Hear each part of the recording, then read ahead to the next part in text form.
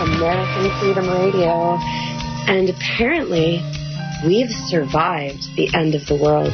Here it is, the 22nd of December, 2012, and we're still here. Imagine that, and you're listening to Lifting the Veil, and this is Cari-Lee. And this is our first of many, what we hope to be many, womb tables.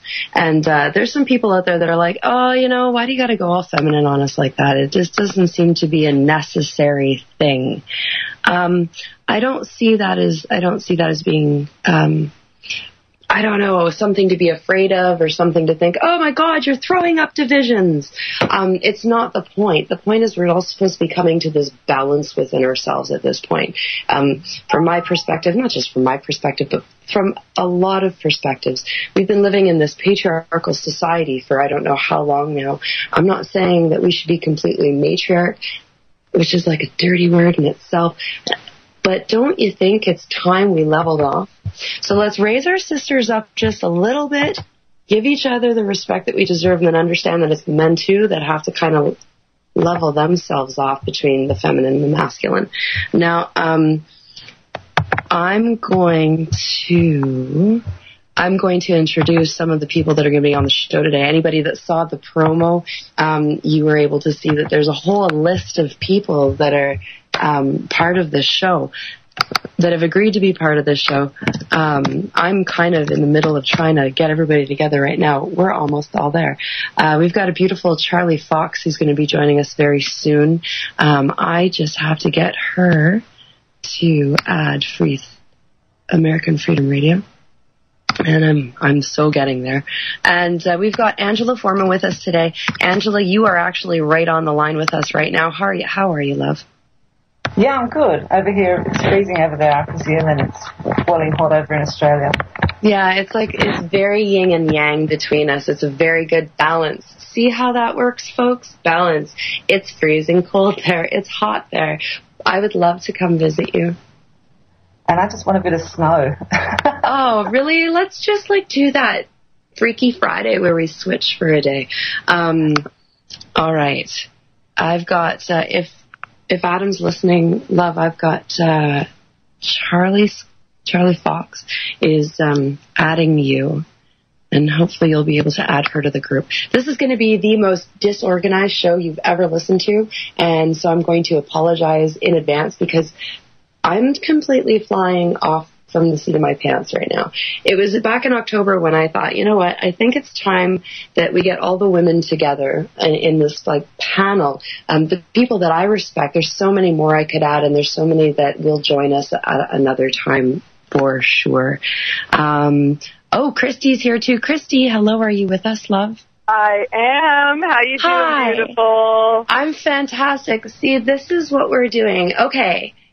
What I'm going to do is I'm going to say, okay, Angela, I want you to tell me tell everybody a little bit about yourself and what you're here for and what you do. And when I say what you're here for, what you're here to add to this wonderful womb table that we have going. And maybe reassure the guys that they don't have to feel intimidated. I guess I'm here, I'm a single mother, and, I've got 3 grown-up children and 2 little ones. And I don't know how I got here and how that happened. Don't really know, but what I'm here for is to talk to the guys, and it's always been the women's role to talk to the men so that the men act. I don't know. What do you think of that, Carrie? There doesn't seem to be enough talk between women and then women talking to the men, and it's just not enough interaction. It's something that I've noticed, and I'm sure Christie can add to this, but in the Native culture, it's very much about the clan mothers doing the speaking and the men doing the action. And the women get together and they talk about what's good for the entire, the entire tribe. And then it's the men that go and do the acting. Christie, how are you? Introduce yourself and I'm doing great. Thank you so much. It's an honor to be here. And I hope you can hear me okay. Can you hear me all right? You're perfect. Okay. All right. Okay. I am on a road trip, and actually it was a very beautiful, magical road trip that's actually right on lines with this topic. I'm Christie, the host of Soul Journeys Radio, and creator of My True Essence, Project Love Your Neighbor, and Liberating Souls. And I'm out here visiting with Robert Morningsky, who is half Hopi and half Apache. So last night, we did an honoring ceremony yesterday during the day, and he was sharing how he was brought up on the ranch and his farm, and he would spend half of the time with the Hopis and half of the time with the Apaches. So he has this beautiful, broad spectrum of knowledge. The Hopis, of course, as you mentioned, very feminine-based. He was telling us last night how they would train the men from very young ages to basically serve and protect the woman. It's, definitely more of a feminine culture, whereas the Apache was more, patriarchal and, the warrior aspect of him. So just a really beautiful balance to be here and during this time. And it's such an important topic, the divine feminine. And I love what you said, Cari. It's not about turning things from patriarch to matriarch, because that's happened in the past too. And that didn't work out so well either. But I think within us, to the men specifically, when you mention something like divine feminine or, your inner, femininity, they're like, oh no, that's gay, or that's just for the women, and that's weird. Yeah. And the truth is, we have it all within us. We're all blends of feminine and masculine, every single one of us. So whether you're male or female, and I would just love to see a world where we can bring that balance back. So I guess that's essentially why I'm here. Yeah, for sure. I love that. I love that you're in sync with that whole idea, because I was just suddenly it struck me that there's all these men out there that are doing amazing shows. I love you guys. I love Max Egan. I love Vinnie Eastwood. I love so many of these strong men that are speaking and coming from this point of balance. Max Egan has my heart. He really has such wonderful balance, and there's so many other men that I could just lift up right now. But what did somebody giggle? I just want to I noticed that a lot of the women they aren't as outspoken. They're not really, there's not as many as I'd like to see maybe, and then maybe that's my issue. But then I look at all these wonderful women that I do see opening their mouths. Christie, Sonia from Truth of Girls, Angela, listening to you on the Vinnie Eastwood show the first time, I just had to have you on. Coming onto the show very shortly will be Charlie Foxx, and she was the one that was in the BBC thing with Charles Veach with the 9/11 conspiracy, yada, yada, yada. We'll talk to her in a bit as well. But the thing is that there's friends of mine that I'm seeing on Facebook that are these wonderful maternal guides, and you can see that there are women standing up everywhere, and they're giving direction. And you can see that people are starting to take that direction. So this is a very important time. Now, I originally wanted to do this back in October, and I couldn't. I just had so much on the go, I couldn't even think of putting this together. We tried. We did a test call. I had the girls from Collective Evolution that were here. There's hopefully going to be a time where they're going to be able to join us in this. We did a test call, and that was the last that came out of it. And then fun. It was fun. Kathy from you, she plans on being here in one of these as well. But the thing is, it didn't happen. But then you know what happened? The energy that I put out there, I saw come out in other women's shows. I saw other women saying, hey, we need to do a women's roundtable. And since, I'm not saying that I birthed the creation, that's not it. But it's funny when you think, hey, I want this out there. And then you turn around and there it is for you. And now here we are doing our own version of it. And I just want to say thank you all for joining us. Thank you. Yeah, thank you guys for listening, and women. Yeah, it's really something now. I have a listener saying that we have dead air. I'm going to ask them to refresh the page just in case. So if anybody is having problems listening, I'm really hoping that's not the case. So let's talk about one of the things that we want to tackle. Let's talk about something about lifting the feminine up and creating a balance so that we can better understand what we're meaning here. Angela, what's your take on this? Explain. Like, what do you think about the idea of a lot of people, a lot of prophecy, a lot of different things are saying, you know, we're in the age of the feminine, or we're coming into the age of the age of Aquarius, and that there has to be a balance. What are your thoughts in that whole realm? Let's talk about even the fact that, hey, it's the 22nd and solstice passed and the galactic alignment have passed, and people are expecting us all to be dead in some ridiculous, you know, end scene time thing. Well, I think that as a mother, as a woman, we don't want that, you know. But I've been talking to men who also say that they need the women because, you know, look at how men have conducted the world over the last couple of centuries. Come on. We need that feminine influence. And this whole thing where women are treated, where they put us down, we need a balance. And without the woman talking to the man and giving the female perspective, men just go into war and it's just like, wow. But, you know, not all men. I don't know. That's my perspective, is that men need women. I mean, we give birth to them, you know. Have respect for women and have respect for where we are, you know, that we all need each other. Yeah, and it's kind of difficult. I can hear it in your voice. It's like you're almost just a little bit afraid to offend the men. I am a little bit afraid. I don't want to push anybody away in anything that I have to say. A lot of people are coming to this balance on their own, where they're able to, you know, make that I'm a Gemini. It's freaking easy for me, or it's really, really, really, really difficult. But for the most part, being balanced is kind of something I do. Now I have a wonderful lady that's just joined us. Charlie Foxx, are you with us, dear? I am. Can you hear me? We can hear you. Yay. Welcome to 2012. Post-apocalyptic? Did you dance your butt off yesterday? I was quite exhausted yesterday, actually. I felt really, really, really, really, really worn down, like I'd run a 25,000-mile marathon. So let's see. Is that something that's been in the air? Because I honestly am not going to lie. It was a crying mess the whole entire day of the 20th. Yeah.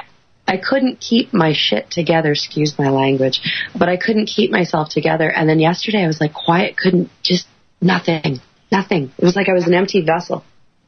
Yeah, that's exactly how I felt. On Thursday, I felt like I had PMS times 50 million. I was bursting into tears. I was laughing hysterically. I was going from one complete sadness to a complete and utter elation.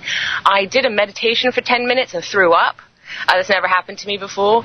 At around 6:11 GMT time yesterday, I did a meditation, a vibration meditation for 10 minutes listening to a certain sound frequency, and I threw up. That's never happened to me before. Now, everyone's saying, oh, you know, nothing's happened, but the problem is that we're all doing this for ourselves. This is a journey, and so whatever happens to us is happening because we perceive it and it's happening. So just because it's not happening to somebody else doesn't mean it's not happening over the world. And now we're all going to take this time and experience it the way we're supposed to, the way that we came here to experience this. And say if there's some cataclysmic event in the next couple of years, we're here to experience that. So we can't be afraid of what may happen. We just have to be open and give ourselves knowledge and just be ready for whatever happens and understand that it's not going to be one thing or the other. It's going to be your personal experience. Well said. Well said. That's very well said, because, you know, a lot of it is everybody's got their own thought on what's happening, what's going to happen. There's a bunch of disappointment that there was no happening. And I'm sitting back here going, okay, I can't prove that anything's happened to anybody else, but I know what I'm going through, and it was hard for me to even pick up the mic today. And everybody might be sitting there saying, oh, I don't believe that. You have no idea. It actually took the courage of being with sisters. Yeah. To be able to come on today, because I'm pretty sure I was close to canceling if it wasn't for the fact that I knew I was going to be surrounded by ladies, and we were going to talk about whatever comes out of this is very much meant to be. What do you think, Christie? In the build-up, I didn't actually sleep till 4:30 in the morning the other night. Like, it was just, I felt like crap. And then now I'm sleeping, I'm just like, I can't stop sleeping. Yeah, I had to drag myself out of bed this morning. Yeah, I'm the same. It's really weird. An hour ago, that's when I got up at 4 o'clock in the afternoon. I said, fuck it, I slept for 14 hours today. But if you don't believe in the moon and the tides, and the moon pulls the tides, well then, it's all evidence. We can't explain it, but it happens. That's fantastic. Christie, you still with us, love? I am. What do you think? What's your experience in this whole shift the last couple days? Well, it's been a really exciting time for me. Of course, 12-12-12, it seemed like, the new moon, and that's always a wonderful energy for me. Plus, my cycle is really in tune. I don't know if that's too much information, but, that's always a good experience, which is 12-12 for me. So we had the beautiful, meteor shower and the alignment, all the things going on right now. But what I see is, or one of the things that I see is that we're all here today, as you said, post-apocalyptic times, which is really beautiful, because I hope that this, obviously it isn't the end of the world. I do hope that it's an end of an era, the whole fear-mongering and the doom and gloom, and, we're all going to die, and that people will kind of settle into those energies and not fall for those things anymore. I mean, Mother Nature is a lot smarter than we give her credit for. So it's just a beautiful cycle for me. I've been feeling really energized and just really at peace and with the whole experience. And honestly, I feel more myself than I ever have been. Awesome, honey. We'll be back right after this message with the very first womb table. Enter the floodgates and breathe. Well, isn't that fantastic advice? Open the floodgates and breathe. This is what we have to be doing right now. Enter those floodgates and just breathe. That's something that I should have thought about while I was gasping for air while shedding so many tears 2 days ago. But we are live on American Freedom Radio, and this is Cari-Lee. And we are with Lifting the Veil with Cari-Lee. I just got lost. We're with Angela Forman and Charlie Foxx and Christie. Are you still there, love? I am. Okay, good. We lost you during the break, and I was like, oh no, I don't want to be lost. Now, Charlie joined us. Charlie, tell the good people where you're from, what you do, and what you're all about. Oh, God, that's a long story, isn't it? Let's see. I'm English. My mum married a Yank when I was 10. I moved to upstate New York. I've lived in upstate New York, Chicago, California, and New Jersey. I then moved back to London in my adolescent years from 21 to 26, and I've been back and forth, and I'm now 31. My life has been up and down and round, and I am extremely, extremely grateful for it, and I think that my life has been leading up to these moments, these next few years. I've always felt that something was going to happen in my life, not necessarily that I was going to be rich and famous or have a great husband and a big family. No, I always thought something weird was going to happen, and things are definitely picking up that way. I'm just an intrigued person. I am out there. I am extremely eccentric, and I wouldn't want it any other way. Brilliant. And I think that's why I love you so much. This is the thing. Every woman that I have invited to do these womb tables with, they're all women that I really admire and I feel kinship with. And there's so many more that I want to have on these shows, but it's difficult because we all have an awful lot to say. Melinda Ewell is going to be with us very shortly. She has just said, hey girl, I'm a little bit behind, but here I am. And so hopefully she'll be added to the call very shortly. Now, Christie, let's talk a little bit about what you were talking about before the break. Let's get back to that. I don't know where I was cut off, so if you can help me out.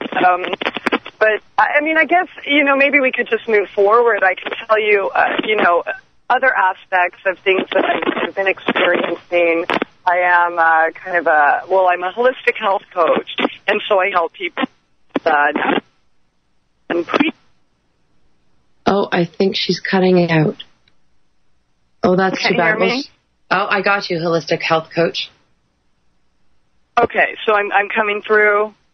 Yes, yeah, we've got you. Okay.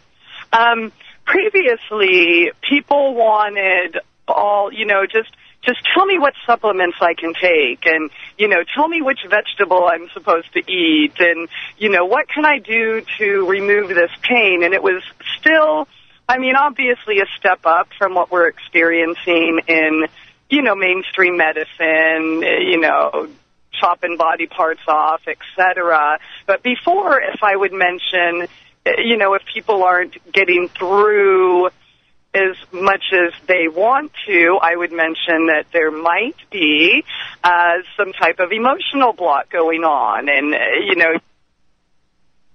obviously our body parts, our bodies are designed so amazingly, like little universes within themselves. So previously, if I would mention that, they would totally shun it and be against it. It's like, no, it's just, I need more pills. But lately, when people have hit blocks and they're healing, then I'm able to suggest, the emotional aspects of it and the feelings that we have suppressed due to, the patriarchal society that we live in. And, the truth is we all contribute to that. Our mothers, our grandmothers, oh, man, you're not supposed to cry, you're not supposed to feel, that's a woman thing. So obviously there's a lot of stuck energy and denial going on within ourselves, and obviously those around us. And as far as the female aspect of it, we've certainly been, oppressed and suppressed and repressed in certain ways, but I think a lot of it was ourselves. So I think with this exciting time, I think more women and men alike are feeling more free to be themselves, to feel their way through rather than think it through. And the men have been really receptive to, they'll say, oh, Christie, you're right. I'm doing everything right nutritionally. Obviously, that's not the end-all, be-all. There must be something going on emotionally. So then we, that opens up a whole new world to where we can make progress in people's feelings. So that's so really awesome. No, and that's so true. One of the things that you're saying there that rings completely true with me is the idea that, we have done it to ourselves too, and we forget, oh, well, women have been suppressed and repressed and the whole 9 yards, but we've done it to ourselves. A lot of us don't stand up for each other anymore. Anymore. It's been so long since I think we have stood up for each other. We're into feeling threatened by one another, and there's absolutely no reason for that. We should be embracing and helping one another. The women are supposed to kind of get together and be there for each other, and you can't. It feels so hard to do that in the last few months, though. This year alone, I can see that there's been a huge change where I used to be very much more into hanging out with the guys because I felt that I was more just on a better level with them. It was less catty, we'll say. And this year, I've been yearning for more sisterhood, and I can see in the men around me that they're very much more attuned to what their feelings are and wanting to understand that. Angela, what do you think about that? Yeah, I think in our, when we talked in October, I don't feel that as much. I feel like in Australia we have more of a connection woman to woman, and we have a thing where we actually need to connect more with the men. It's the opposite. It's really weird, but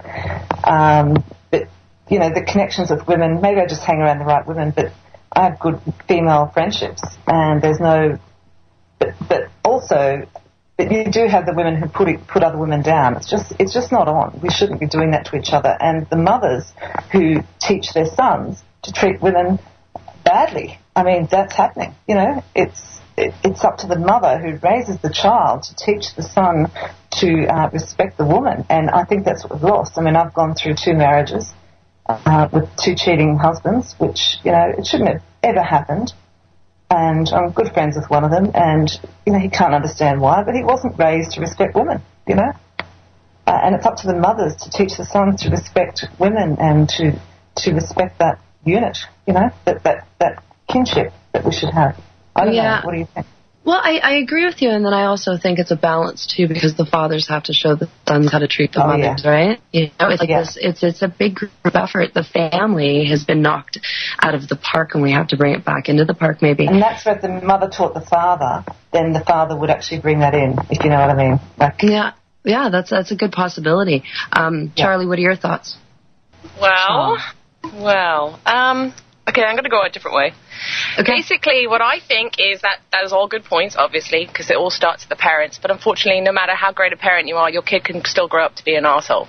So the thing that you need to realize is that you yourself need to be in control of your own respect. If you feel you're not being respected, you demand respect. If you feel that person can't give it to you, you leave that person and tell them that they're no longer available to be in your life. Now, at the end of the day, respect is deserved all around, but I think women also need to respect men and seem like they can't say things like, oh, well, I slapped him and then he turned around and slapped me. Well, you can't slap men. You can't physically abuse men and then not expect them to turn around and maybe off the cuff hit you back. I think at the end of the day, if you violently attack a man, you will get not what you deserve, but what he thinks you will deserve, and it might not be the right thing that you think you deserve. That might be a bit confusing, but I think women need to respect men just as much as men need to respect women, and stop playing the victim and start demanding the respect. Agreed. That was very well put, because it's very true that women say, well, he talked to me this way, so I slapped him. Well, where do you get the right to do that? Yeah. That's exactly it. Okay, fine. Well, the TV, that's what women do all the time in the movies. Well, guess what? The movies are not real life. And that's why kids slap too, because Looney Tunes, they kick each other and hit each other and they think it's hilarious, and that's why they slap each other, So we have to be careful about what things that are okay for one person to do, but not okay for another person to do. We better have the same equality. Exactly. What's good for the goose is good for the gander, and it's got to be a level playing field now. And I think that's where we're coming to, this level playing field where we see that there is that equality. Christie, what are your thoughts on that? Can you hear me? I can. Okay, I'm sorry. I got cut off when you went to Angela, and I literally just got back on the line. So I apologize for that. But I did hear you were talking about the equality. And once again, I heard you before I got cut off talking about the women gathering. And I think that's so important to do because, and the men as well. In the past, all our cycles were synced up because the women would gather, they'd share stories, they'd make medicine, they, would make magic. And I think the whole gathering of women, this has been going on for thousands of years. Obviously, people have tried to prevent that. And you mentioned the cattiness and such, which, we feel like there's a lack of, perhaps, in the past, which, I've been feeling the coming together of the feminine and the masculine for quite some time.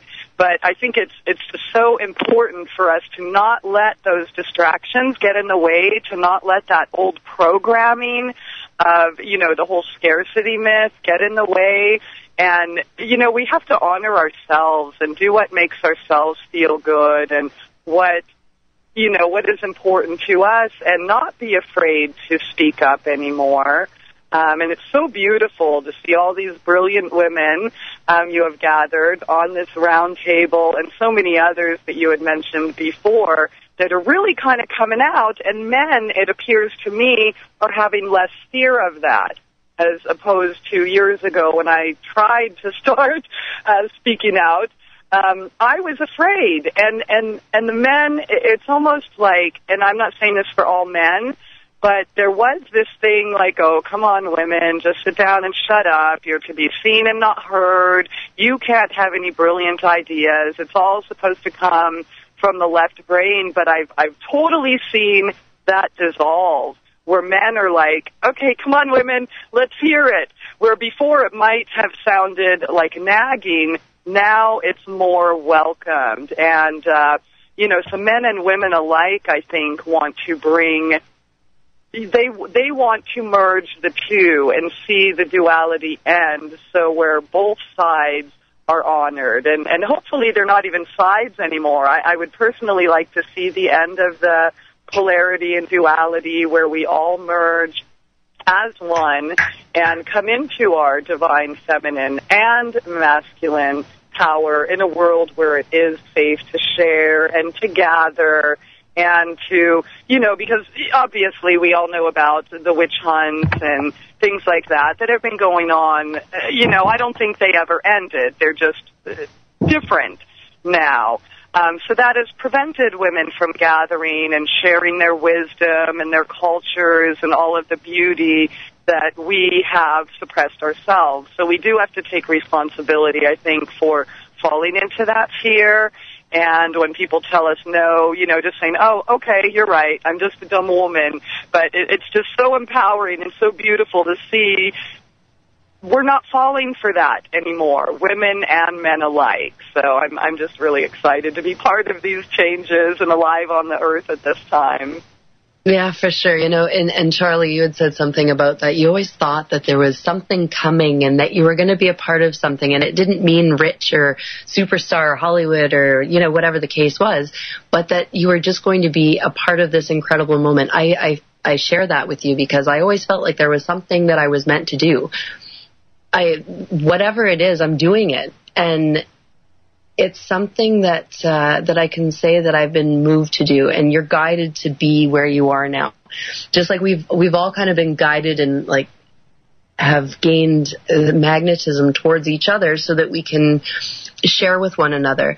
How long ago did you think it was as a child, or did it hit you in your teens? When did you realize that you had more to offer than just the mundane? I guess it was a little confusing as a child because I was moving around so much. I was just trying to deal with trying to be in one place for more than 8 months. Looking back, obviously, it was a great experience, and I'm so glad I had it. I wouldn't be the person I am today. But back then, it was quite confusing, just trying to settle into a new school, new house every other year or two. When I settled for a few years that I realized that something was different about me. Obviously, I thought I was different because I was always the new girl with the weird accent and from the weird country and everything like that, and that's why people paid attention to me. But then I realized that I had some odd friends. I didn't always have the cool cats or the this or that, and I was always friends with everyone in high school, and I didn't really have any enemies except for women. Women don't seem to like me very much. I think it's because guys seem to like me very much, so I get into a bit of a jealousy thing with that. I haven't had the best luck with girls. In fact, I have one best friend now who's really, really great. I just hope that she really is really great, and I just don't have bad luck picking girls, Yeah, we'll get back to that right after the break, love. Again, you guys are listening to AmericanFreedomRadio.com. You're listening to Lifting the Veil live with Cari-Lee, and I just don't have time for the music today, so we're just going to talk right over it because this is just too important. We were just talking, we've got Amanda, we've got Christie, we have Charlie, we now have Melinda Ewell, who is, she's the creator of the Womb Sauna. We're going to talk to her very shortly. Now, Charlie, you were talking about the idea that you have more guy friends because the girls seem to be basically intimidated by you and they didn't like that. I kind of had the exact same thing in life. And you also said during the break that, you'll have conversations with people and tell them exactly how you feel about them because you don't hide anything and you say things as it is, and they don't like that. Let's talk about that a bit. What do you think about the idea that people can't handle truth being told to them in friendships? I think a lot of it is just it's a defense mechanism. A lot of people can't handle the truth about themselves. They can't look at themselves in the mirror and say, this is what you need to work on. So if somebody that they care about or they think that cares about them points it out to them, they get extremely defensive and on guard. And I think a good person, you're a human being, so you might get defensive, but if you can sit back for a moment and just absorb what that person is saying and be subjective and know that they're coming from a place of love and kindness, and even though it's not something you want to hear, they're not trying to be cruel or mean to you. They're trying to help you see yourself for who you really are. And the only people in this world that can do that are the people that care about you. So you need to understand that people are like that. No, definitely. Sometimes it goes the wrong way, but that's the easy way of knowing who your real friends are and who aren't. Yeah, for sure. That's the thing. You know, when you're able to tell somebody, listen, this is how I feel, and they take it into consideration and come back to you and you can have a conversation about it, then that's care, that's kindred, that's trying to work things out. A lot of people are really too afraid to do that. There's like an illusion they have to keep going of themselves. It's so much better than talking about someone behind their back, because one thing I won't tolerate with friendships is people talking behind my back. And if people talk about other people behind their back and they pretend to be friends, I cut them off as friends, because I just think you either talk to someone. It's the one thing that I can't stand is, and men do it as well, and we're just talking in the break about someone that I know who talks about all his male friends and he complains about them all. It's just like, you're either their friend or you're not their friend. Either speak to them, but don't talk to everyone else about them. You know, it's just, to me, that just makes me sick. Definitely. Now let's keep this on this whole ball rolling. We know what energies we're coming out of, and I think from my personal perspective, from my experiences, that I've seen that a lot of this is falling away. That you're able to very quickly move on from the people that aren't ready to step out of their illusions. It's happening more rapidly. You don't have to sit there and figure it out so long. It doesn't take a very, very long time to figure these people out. You see who appreciates you and who doesn't much more rapidly. I'm not sure about the rest of you, but I'm really interested in finding out. And I'd like to introduce everybody to Melinda. Melinda, how are you today? I am wonderful. I'm excited about this room table discussion. I think it's wonderful, so I'm glad to be here. Okay, we're so happy to have you. Let's talk about what you think about coming into the time of the feminine, balancing our transition with men and women, and what it means to you. I think, for one, it's not something that is really up for debate. It's inevitable, and everybody can feel it. I just think that everybody's not clear on what it is they're feeling, because the divine feminine principle, information about the goddess, however people describe it, it's been suppressed for a long amount of time, especially here in the West. So I think that people are feeling a change, men and women, and they're trying to identify with what they're feeling. You know, people are becoming tired of all of the different systems that we've established that are no longer working, government, religious institutions, all these different things. And all of that is the work of the feminine principle and energy, and that's my truth about it. I'm excited to see so many people resonating with that. So... yeah, definitely. I'm so happy that you're with us, too. Now, tell the people a little bit about what it is that you do, because the listeners that are new to Lifting the Veil through American Freedom Radio, I think they'd be very interested in what it is that you do. So I do what's called the womb sauna, and it's a combination of services and products to help women with their reproductive health.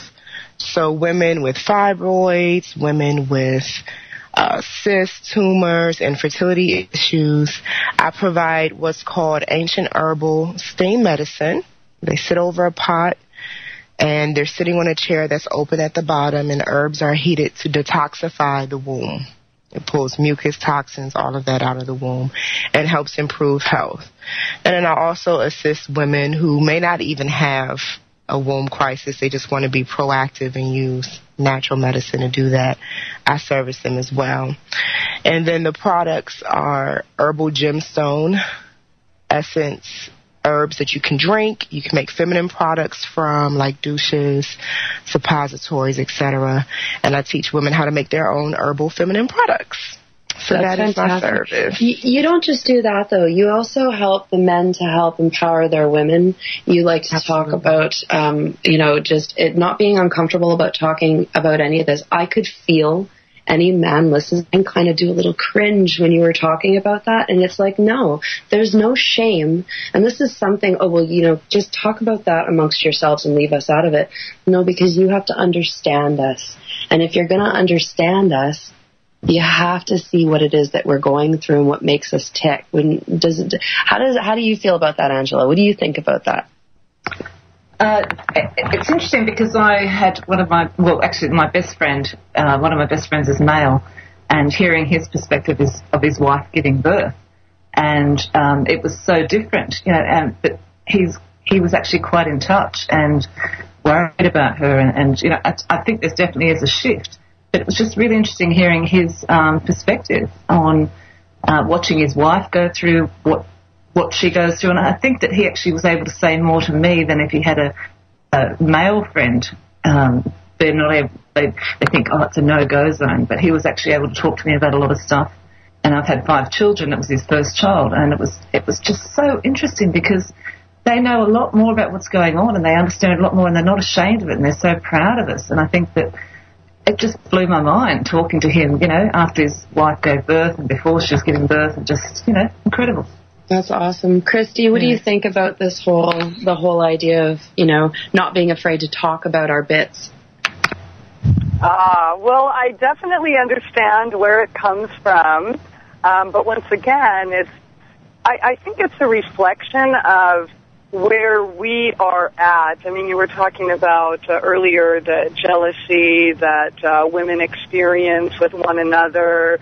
And I've definitely, been on the receiving end of that. But I think that's just a direct reflection of how we feel that we have to judge one another or compare one another instead of embracing ourselves and loving ourselves for exactly who we are and discovering and sharing our unique gifts. We all have unique gifts, but we're coming out of this time where we felt, oh, well, I have to be just like her, and if not, well, I'm going to destroy her, right? Kind of that whole, masculine paradigm I think that we're coming out of, where we've been afraid to just feel and feel with the heart and do what makes our heart feel better. So in those situations, I think that it's really just a reflection of that other person not being comfortable with themselves.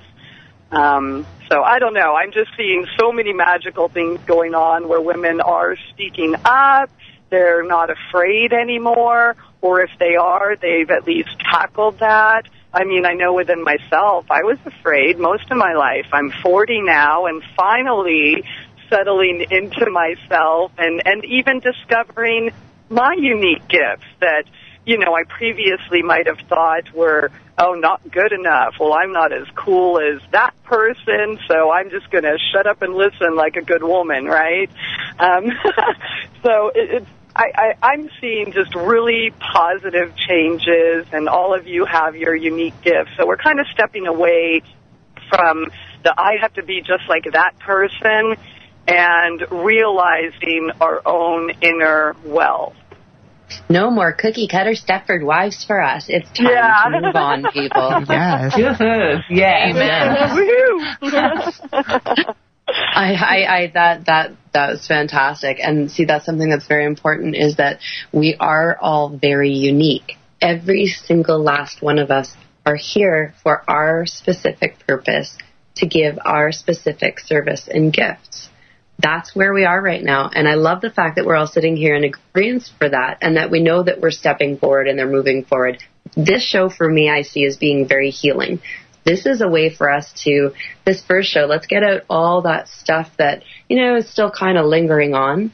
And then it's, from here on in, it's solutions, baby, all the way. There's nothing left but solutions. We have no more time to sit back and nitpick with each other anymore. I know that I don't have time for that. I don't have time to sit there and dwell in things that aren't serving me. I don't think any of us do. So now, as we move forward, it's a big thing to let go of all that baggage and understand that, we're all one in this, but we're all different. Nobody's going to be the same. Nobody's going to, and you don't have to be. And whatever you feel like you're lacking, there's something else out there that's going to bump you up to give you what you need to level off. It's always been that way. We'll have more about that after the break, though. We were talking before the break, or I was babbling before the break, and during the break is when some of the most fun happens, and nobody gets to hear it. But actually, we're going to kind of reverse that. We're going to talk about the fact that, as we're all working this out here, I lost my thought. And I'm live. Woo! Charlie, you knew exactly where we were going, so you're going to save my ass right now. Okay, sure. You want to talk about ascension symptoms, or you want to talk about the fact that we don't care what people think of us, or you want to talk about the fact that we're not here to fix everybody? It's exactly that. We'll go to ascension symptoms, but right now we are not here to fix everybody, and that's why we don't care what anybody thinks of us anymore. And we're going to stop being misfixits, okay? We're going to stop doing that. Now, what does that entail? Why is it that we're misfixit? Anybody who wants to jump and run with it, go right ahead. I used to worry if someone didn't like me, I'd be like, I've got to fix this. Why don't they like me? And it'd be like, it controlled my mind. I'd be like, this person hates me. How can I? Or you'd either get angry or upset. And now I really couldn't give stuff. I'm just out there helping other people, and I'm just too distracted. It took me a long time to get over that. Now, I'm very rude, and our beautiful Nikki Gray has joined us during the last break as well. Nikki, how are you, love? I'm good. For those that don't know, Nikki has a blog. Nikki, tell us a little bit about yourself, what you think about this whole transition into the time of the feminine, and what it is that you're all about. Okay. Well, what I'm all about is I pretty much follow the philosophies of Gandhi. I've come a long way in the past couple of years. And pretty much, like, what I do is I write. I just write and write and write. I'm working on 7 novels right now. I have a blog, and I post articles on Facebook. And I'm all about being the change that I wish to see in this world, one day at a time. Which is fantastic. Now, what do you think about the idea that a lot of us women like to be fixers, and we go to fix all kinds of problems, leaving ourselves kind of empty? What's your take on that? Well, I mean, I've done that pretty much my whole life, but I've kind of come to a point where, like, I think that women, they want to help because we're so compassionate, and we're the nurturers, and it's just kind of natural instinct to want to help people and want to fix them, but I've kind of got to the point where I don't care anymore either. And what I've come to realize is a lot of the negativity that goes on towards other people is just reflections. It's reflections of themselves. So they don't see you, they just see a reflection of themselves, and that's what they're attacking. So they're not attacking you, they're attacking themselves. So the best way that I found to deal with that is just to plant seeds. Plant positive seeds, pray that they will grow and that they will find their way, and just move on, because you can't help everyone. Yeah, no, definitely not. Definitely not. Does Melinda, do you have anything to add to that? Oh, you were right on cue. I was getting ready to chime in. How perfect. Yes, I think that as we talk about, the idea of people reflecting each other, we do that naturally. That's just because we're all human, and that's how we relate to each other. So even the emotion of feeling like people don't like me, or, I've spent a lot of my life trying to fix people, that's a reflection in and of itself of something that could be happening at a subconscious level, making us feel like we need some fixing or help with, different things come up with different lessons. And so I'm just in a space now where I don't care to fix anybody. I'm just going to be who I am. And as I am doing that, people who are on the same vibration are in my life, and people who are not are in a different space, and I just am okay with that. But I think that we need to focus on just being who we really are. And so many times women are trying to be the titles that we're given of mother, wife, and all these different things. It's time for us to just be who we really are and be okay with that. And I think we'll have different relationships when we get into that space. When we embrace that more fully. And the idea that we're sitting back here saying, we don't care. We care enough about ourselves to love ourselves enough to be able to love others the way they deserve to be loved. Does anybody have anything to add to that? I'd like to chime. Okay. I'm sorry. Go ahead. Oh, okay. Just as far as the allowing others, I love that you said that, because, look, I'm guessing there was a time that each of us here were not who we are today. And, nobody likes to be forced anything, right? Oh, well, you should just fix this about yourself and, all of that stuff. But really, I mean, if we want to heal the planet, we want to heal each other, we have to heal ourselves first. So I don't think it's really a matter of not caring. I mean, you're all very caring, beautiful women. I care very much as well. But every time we suppress or every time we deny what's in ourselves, and, sometimes I think that we project it on others, so we can see in others that which we know in ourselves. So maybe when we feel the need to point out somebody else's denial, it's time where we need to look in the mirror and be like, oh, wait, uh-oh, I have some of that too. And so we have to be gentle, I think, with it, and love others exactly where they are, just as we want to be loved exactly the way we are or even were. I mean, obviously, forcing somebody, you need to do this, isn't going to work. So I think we can help others. One of you ladies mentioned planting seeds by being the change, as you mentioned, that we want to see. And that's how you plant seeds, because when people around you see, oh my gosh, she's really growing, she's happy, she's more into herself, they're naturally going to want more of that. So we can plant those seeds of love with others, but I think we first have to feel it and fully embrace and love ourselves before we are effective in helping other people get there too. Oh, that's some excellent points. Charlotte, do you have anything you want to add to that? No, I agree. I love hearing all you guys talk about things that I think about or that I want to bring up in conversations and just get laughed off or have to walk out the room and be like, maybe I need to find some new friends. I've been doing that lately, just shedding skin, as it were, coming into this new age. It's the end of the world as we know it, and I feel fine. Like, literally, it is the end of the world as we know it. It will be, because we will manifest it, and it will happen, and we will create a new world where everyone can be expressive and can do what their life's purpose is. Yeah, for sure. And something that I was thinking about, when you see that something's bothering you and it's a mirror reflection of something in you, something that I recognized in myself, I don't know if anybody else has, but I find that it's like old remnants of the old me that I'm still pissed off with, that I haven't resolved. And that's like the new thing that I've finally been able to let go, that there was some baggage that I didn't realize I was holding on to, that I was affecting in myself, that when I was getting upset with others, it was only that reflection I hadn't let go of yet that I was holding on to. Anybody have any thoughts on that? Nikki? Yeah, I mean, I feel the same way, but I've pretty much moved past from my old self. I feel like every day I wake up a new woman, and every day I learn something new, and I'm always changing and always growing, and there isn't really too much stuff going on from the past. I've worked really hard in the past couple years. That's awesome. Anybody else have any thoughts? That's beautiful. I agree, Cari, with you. This is Melinda. I think that I've had the same experience, and it always seems to show up the biggest for me in relationships. They say your partner will show you a lot about yourself. Yeah. And so I think that, when I've been chanting, it all begins and ends with me.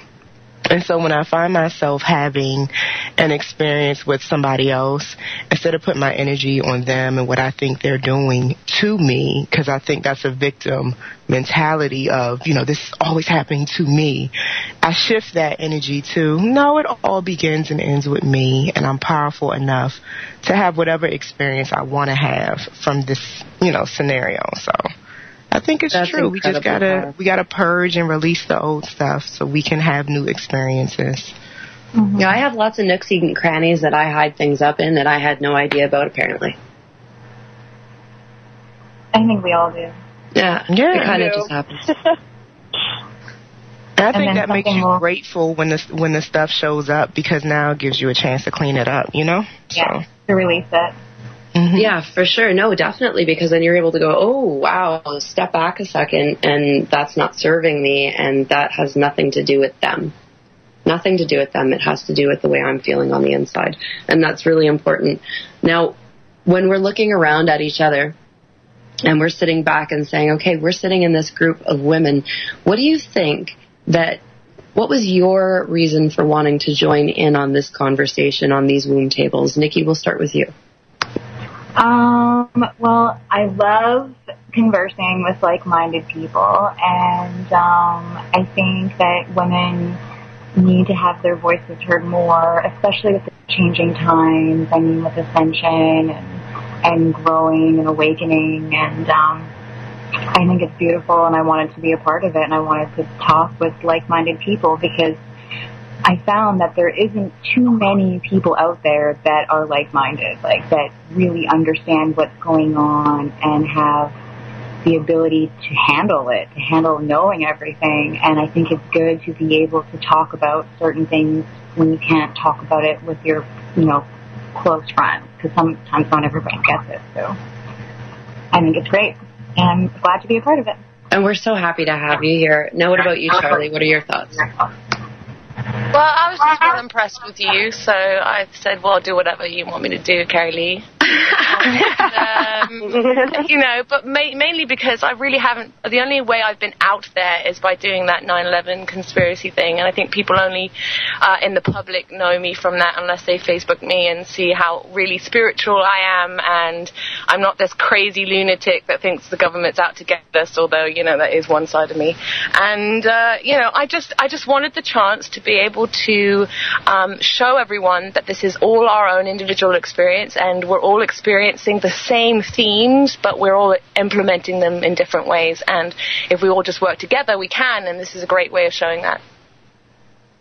That's awesome. And like I said, I'm so happy to have you here with me, and I'm glad that you agreed and that my mind power works. Melinda?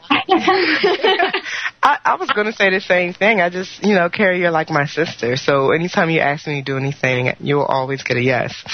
And then I'm a Gemini. I love to talk. I can't help myself. So any opportunity I have to connect with other women doing great things, I want to do that. And then lastly, when you put womb and balance in any combination, I'm there. I really love. I love it. I love it. That sounds really kinky for some reason. I love that, Balance chicken brown cow. Christie, what are your thoughts? I totally resonate with every one of you who's spoken before me, but I'd also like to add another reason for me being here, besides everything you shared, is to provide hope and inspiration for others.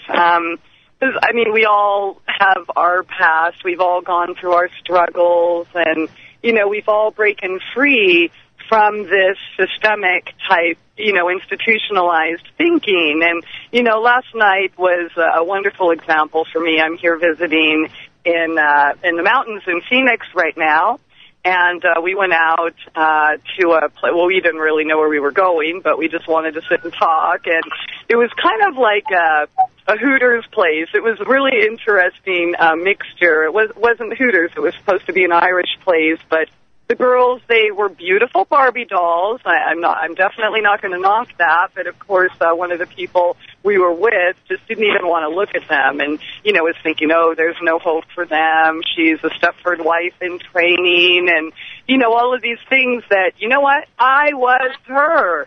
I was totally her 20 years ago, and it was so sweet when she came back to us. I mean, maybe she felt a little bit of warmth because me and another woman, beautiful woman who's also been able to fall into herself, we were just talking about, that was so beautiful. She started sharing herself with us, her daddy issues, which, we all, I'm sure, kind of have.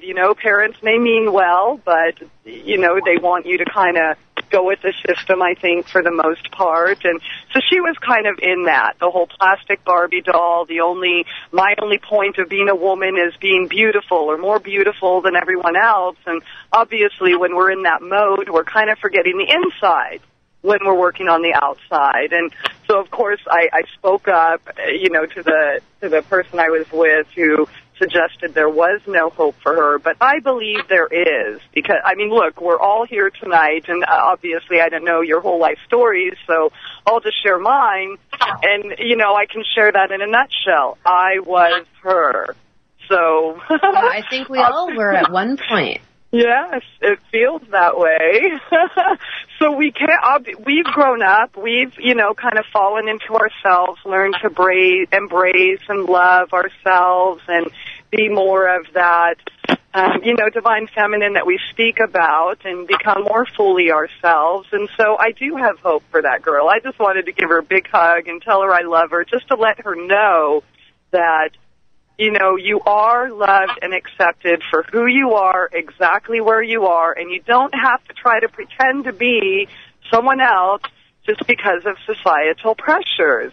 I think society is really embracing the uniqueness of bold, beautiful women who are able to stand out and really not give a care if they're going to be ridiculed or pushed down again by somebody that wants to keep you in that box, keep you in, the matrix system, whatever that we're in right now. But, yeah, I would just like to provide hope and inspiration for other people that maybe think that they can't do it. Because we can do anything we want to do. And, I tell people in my healing as well, if you think you can't heal, guess what? You are right. I mean, I personally believe, that's kind of wrong thinking, but that's how powerful our minds are, and we keep ourselves trapped in these prisons because of fear. So, yes, I would like to, that's the other thing that I would like to add, is that there is hope for everyone to grow into themselves and feel confident and still feel safe. Yeah, because we didn't just all come out of a box like this. And none of us that are sitting here are completely 100% set and fine at all moments of the day on this, happiness keel. It's not the way that it is. We're just very real, I think, about who it is that we are. And something that I have to say that I admire is that I asked y'all why you were here, and you're here for the reasons I wanted you here. So thank you. We'll be back on AmericanFreedomRadio.com. Radio.com. This is Lifting the Veil Live with Cari-Lee. And we are joined by some beautiful, beautiful ladies today who are all here to talk about the transition into the feminine and the transition into balance. And right before the break, we were talking about why the ladies decided to come on this show. And Angela, you dropped out from the call, and you're the only one that didn't get to answer. So why are you here, babe? Well, I'm here because I discovered that there were mass poisoning children in public schools in Australia and probably in the world. I don't know which countries, in certain countries. And they can take me to court and prove it, but I can prove them wrong. And I don't care how I get it out there. I want to protect the children, and I want to make people aware. And that's where coming together as women, we can talk and we can tell the men, because I've got the evidence, and women talk, and I've talked to lots of other women. I've actually got a lot of fathers that actually come to see me, and I'm telling you, I've got the evidence, and I'd love for the Australian government to say, I'm going to take you to court for slander, but I can tell you now that they're poisoning children at schools. Bring it on. And I'm not scared anymore. They scared me, and now I'm just out there in the I want to get out there in the public and tell people what's going on in whatever aspect. It's not just chemical poisoning through schools. It's lots of aspects. So it's about bringing the truth out there and getting people together and getting people talking and getting the truth out there. That's why I'm here. That's awesome, and we're so happy to have you. Because it is important. That's part of it, is taking back our children and understanding that, the system isn't really doing right by it at all, by them at all, and reclaiming ourselves because the system isn't doing right by us. And as we've been saying, it's time to recreate, or not recreate, but create the world that we want to be living in by being the change that we want to see. Now, something that's happening at this time, and a lot of people are talking about, and some are too afraid to speak about, but definitely we're not, ascension symptoms. Ascension, the idea of moving from where we are now into the fifth dimension, or, a higher level of consciousness. I want to be able to keep it as not dull as possible, but as simplified as possible, so that everybody's listening and no one feels like they're being, that they don't fit into the conversation. So let's talk about ascension symptoms. Who wants to go first? Okay, I will. I'm okay. I'll go first. So I don't know if anybody else is feeling, it's been coming since 2010, this quivering feeling from your solar plexus that is like this spinning circle is the only way that I can explain it. And like a nervous feeling all the time, or the lack of wanting to eat. Or when you do eat, you have no idea what you want to eat. And then you'll just eat anything for a while and then not eat again for a very long time. Or sleep. There's no sleep anymore. And then there's the bouts of crying and there's the bouts of laughter. And it really feels like I'm going crazy some days. But at the end of every collapse, there's this great sense of newfound information that I've dug up from myself because I've been extracting all the shit that's been piled up inside of me. Charlie, you were talking about your ascension symptoms. How are you going with these? Yeah, I noticed I used to really love my food. I mean, I've done that all my life, and I used to, like, crave things and cook and go to the store and spend $100 in the grocery store and come home and make these magnificent meals. And lately, the last year, I just can't decide what to eat. I don't have any cravings. I'm starving, but I don't know what I want to eat, and I can't be bothered to put anything in my mouth. And when I do, I stop the minute I'm no longer hungry, which is good. You know, I've lost a lot of weight. I'm looking great these days. You know, I'm not too skinny. I'm not too fat. Maybe that's the whole point. But to me, it's just strange because I just miss, like, knowing what I want to eat. And also sleep. I've completely changed my sleep schedule. I go to sleep around 5 or 6 in the morning now, and I sleep till about 3 or 4 in the afternoon, and I do all my work at night. So that's strange for me, although I've always been a night owl. I've never slept like that before. And also cellular changes. Obviously, I just had a cancer scare recently, but I thought to myself, perhaps it's the DNA changing, because if your DNA is changing, then obviously your cells would change, and how would you know if your cells are changing if you didn't actually put it under a microscope? And the doctor came back, said, it's not cancer. We don't exactly know why, but you seem to be fine, so I guess you're okay. And I just turned around to him and said, yeah, I'm actually becoming a fifth-dimensional being, so we're all right, mate. We're good. So it's like, it's those things that are happening to me, and I'm just sort of being very aware of my body and my mind and my dreams. And, yeah, it's interesting. It's definitely different. The last couple of years have definitely been different. Haha, dead air. Angela, what about you with the ascension symptoms? What have you been feeling? Well, I've been picking up nervous, like, how it affects me is nervous energy. Exactly what Charlie was saying is what I want to eat, is that I don't know what I want to eat. But if I eat organic food, then I'm fine. But I'm all over the place. It's my body doesn't know what it wants to eat. But I'm also picking up, I don't know, is this a bit too out there? Can I be out there? You can be as out there as you need to. Okay, well, I've started seeing things, which I've seen since I was a child, but I started acknowledging them, like shadows, good shadows and bad shadows, having out-of-body experiences, which I've had since I was a child, which I was told was demons, which is ridiculous. But just being more in tune with that and listening to my children and their views, we're definitely coming into, you can actually ask for that, and it's amazing what you'll see. Yep. So I've had some massive changes. But, yeah, I just eat what I need to eat. And I'm not that hungry, you know. It's weird. But, yeah, seeing other beings has been the biggest change in the last period of time. Yeah. That's pretty incredible. I know that there's been a lot of shifting with energy, just being able to see auras better, is silly things like lots of peripheral vision stuff going on. So I can relate to that too. Melinda, how about you? How have you been feeling? Yeah, I can relate to especially what Angela was saying, the seeing of spirits. I've been the same way since I was a child, so I have a lot of sensitivity to my environment.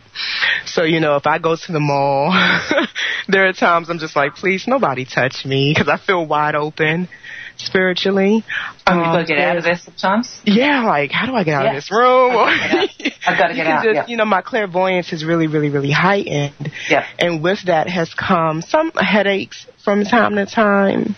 And then even, I think it was Charlie who was talking about the changes with what you want to eat. There are weeks at a time where I have no appetite. Then there's weeks at a time where I want to eat everything, but my body can't handle it. So I felt a lot of fluctuations with that.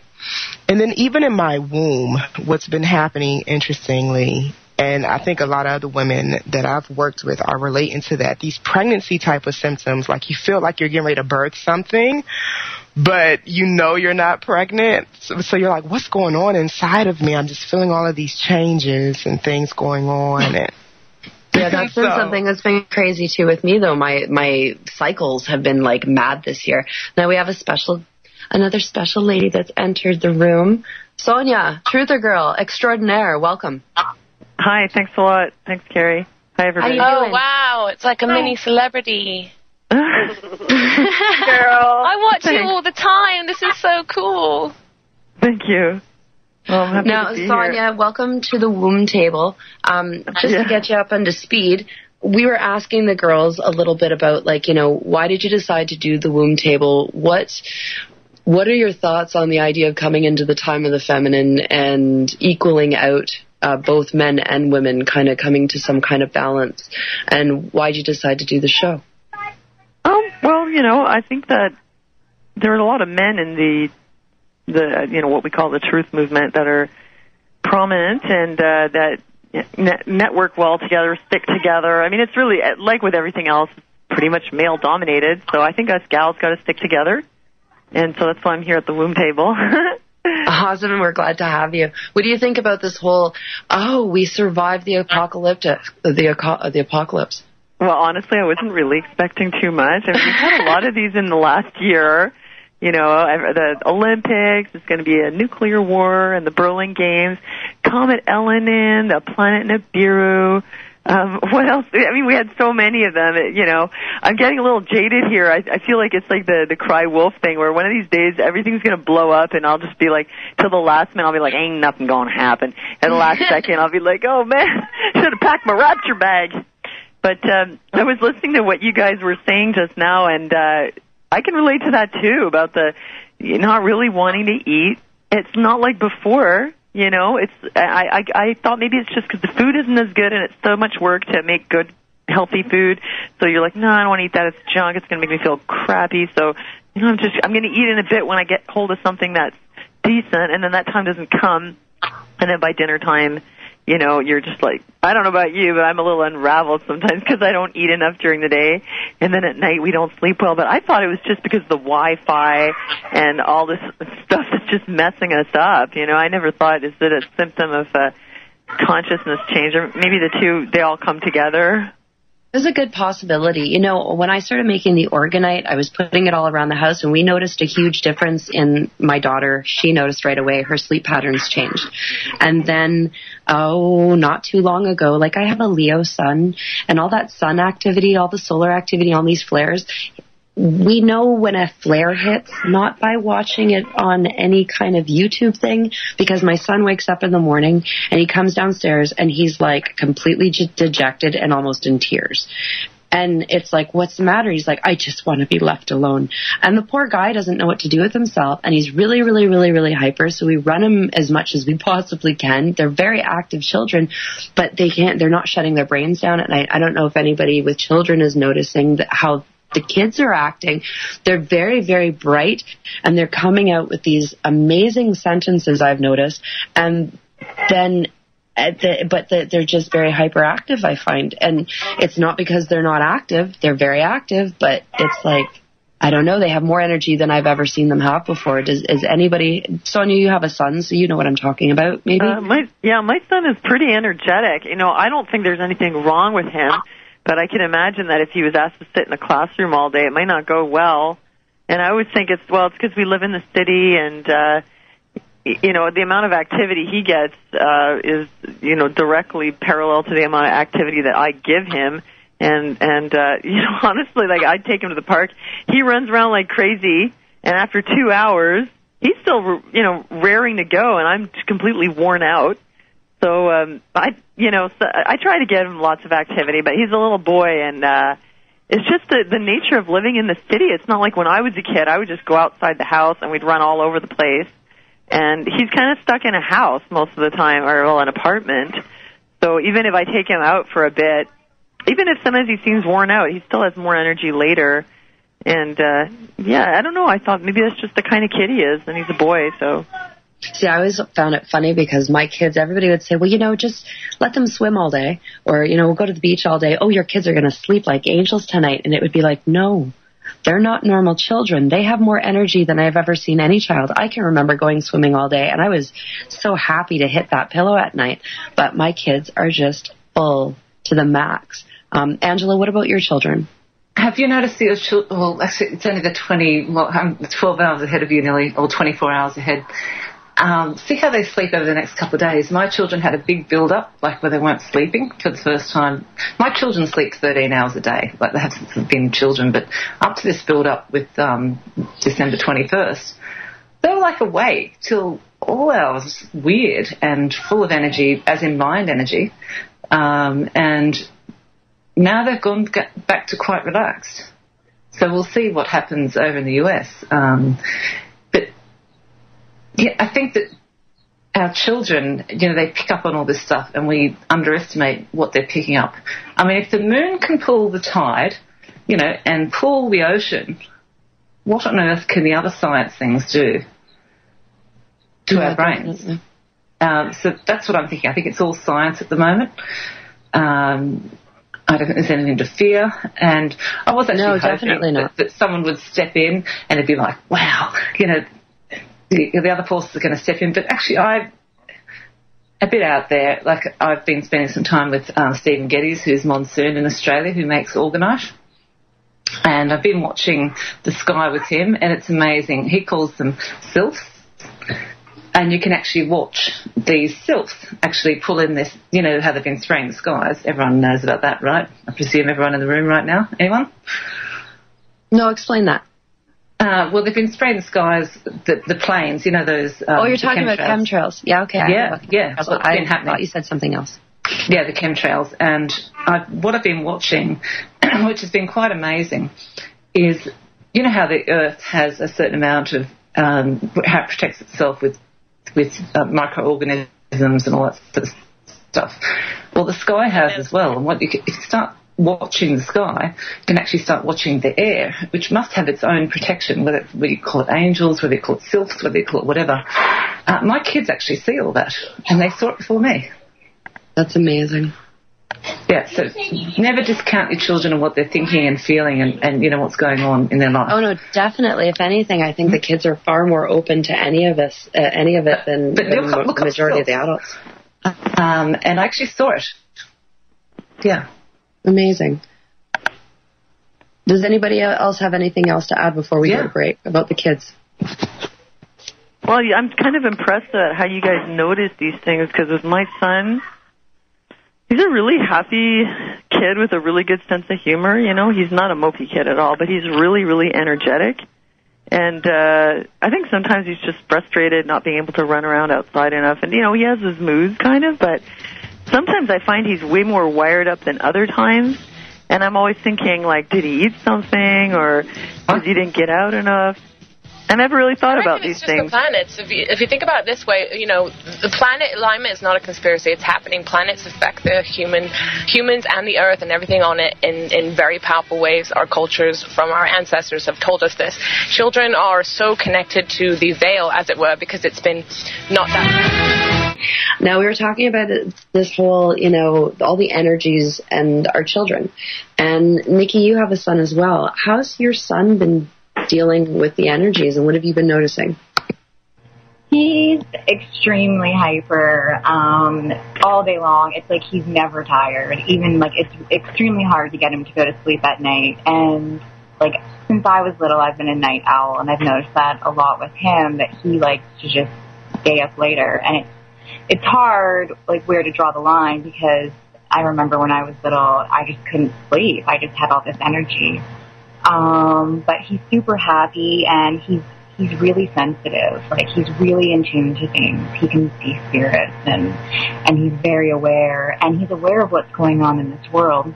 And right now, one of the things that we're struggling with is school, because he's in a public school, and we've had nothing but problems. And because of the way he is, energetic-wise, he's having a very hard time sitting still in school. And one of his teachers actually suggested that I get him tested for ADHD, which I don't believe in, and I don't even believe it exists. I think it's just an excuse. Doesn't exist. Yeah. I agree. I think it's bogus.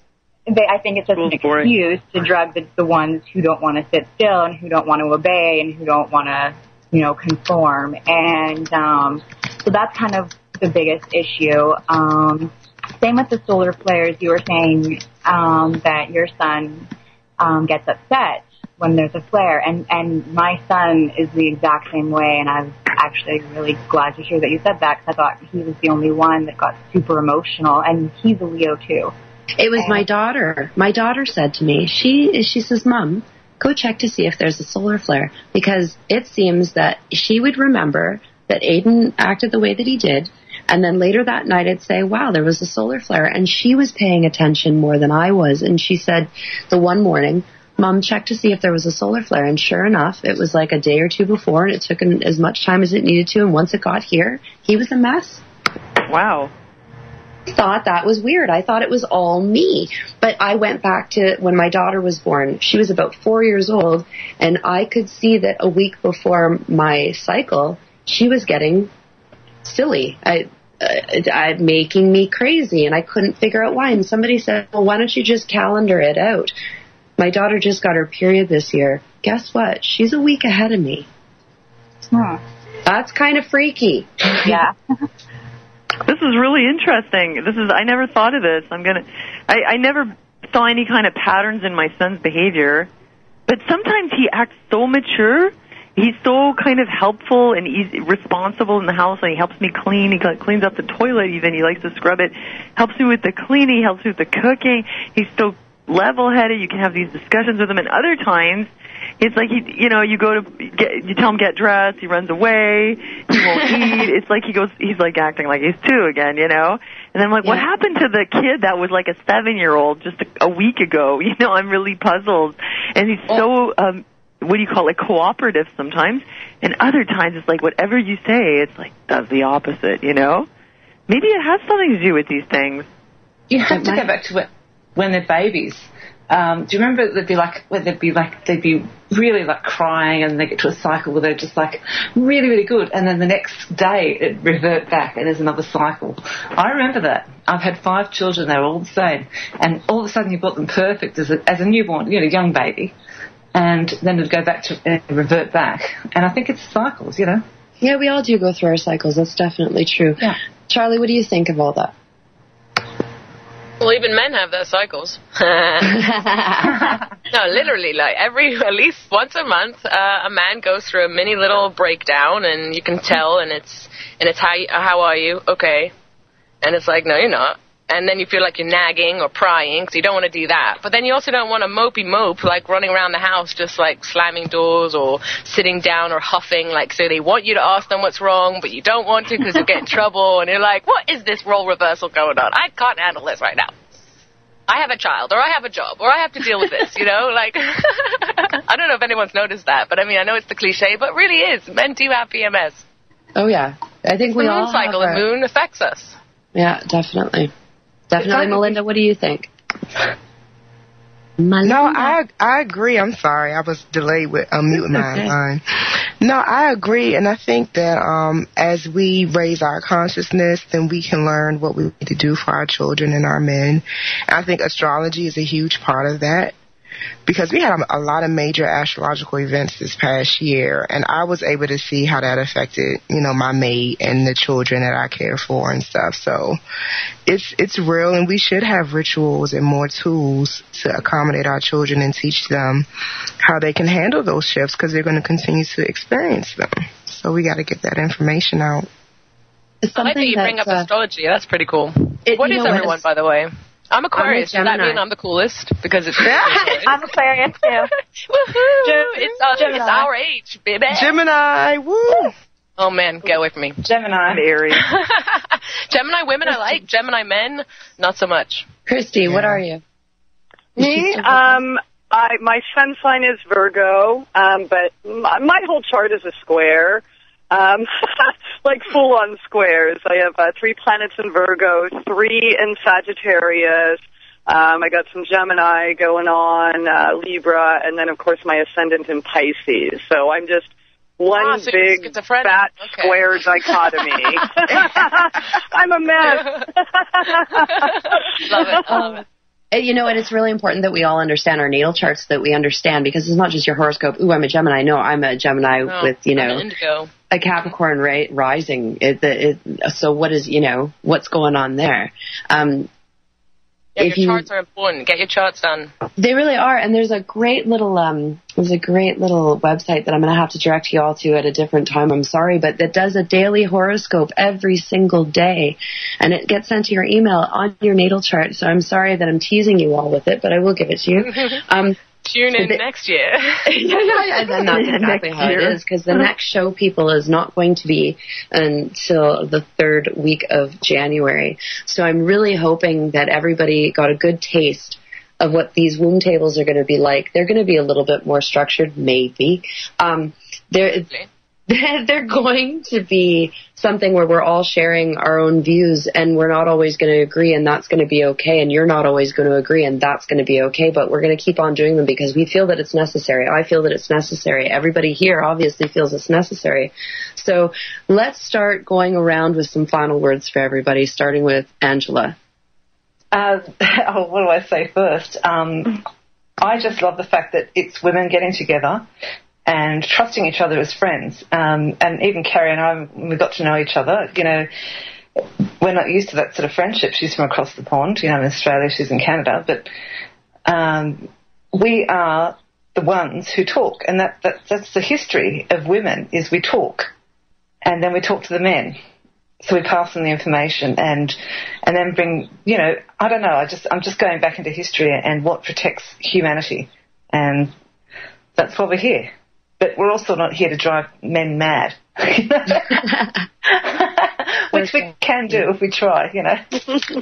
That's it for tat. Charlie, now, what any final words for the listeners? Just basically, you know, the way you think, so shall it be. And if the way you want your reality to be, you should manifest it, and manifest it for your family and the people that are around you. And don't try too hard to convince anyone of anything, because it's going to be their own journey, and we're in for an amazing ride. Hold on tight. Melinda, last words. I just want to send love to everybody. I'm such a flower child, and just be yourself above all else, and that'll bring the balance that many of us are looking for. Just accept yourself for who you really are. Excellent words. Nikki, last words? I just want to send love to you, and I'm thankful to be a part of this, and I think it's great because I think society has done a pretty intense job of dividing women, and I think this is good for women to connect and for not just women but also men to relate and to listen to conversations where they will be where it will resonate and they can be inspired. And I think that this is great, and I'm glad to be a part of it. And I hope that people will learn something from it and get hope from it. Awesome. Sonia, last words for the listeners. What I want to say is that if you want to get more love and harmony in your life, all you got to do is put more love out, put more love and harmony out, and really you get back what you put out. And if you don't believe me, just try it. You got to let go of your resentments and receive things as a gift. Receive everything. Let go of past negative emotions and resentments and anger, and just send out love. Just keep doing that. Just keep thinking about how much you love people. Pray for the ones that have hurt you. And you're going to see things are going to change for you. That's really important. And I wish everybody all the best for the new year and for Christmas. And to you and to everyone. And finally, Christie, any final words for the listeners? Oh, well, definitely. I agree with everything everybody shared here. I did kind of want to talk about, or at least share some of my ascension symptoms, which some of them resonate with what you've all shared, but some of them are actually the exact opposite. But, I mean, in a nutshell, the veil is definitely lifted. So when we surrender, we become more calm and open to the changes and can go through it without the difficulties that we may have experienced in previous times. So thank you all for allowing me to be a part of this. Yes, thank you, ladies, and I can't wait till the next show. You've been listening to Lifting the Veil with Cari-Lee on AmericanFreedomRadio.com. Everybody, give a big peace out. Thank you. Woo, Happy New Year! Yeah. Happy New Year.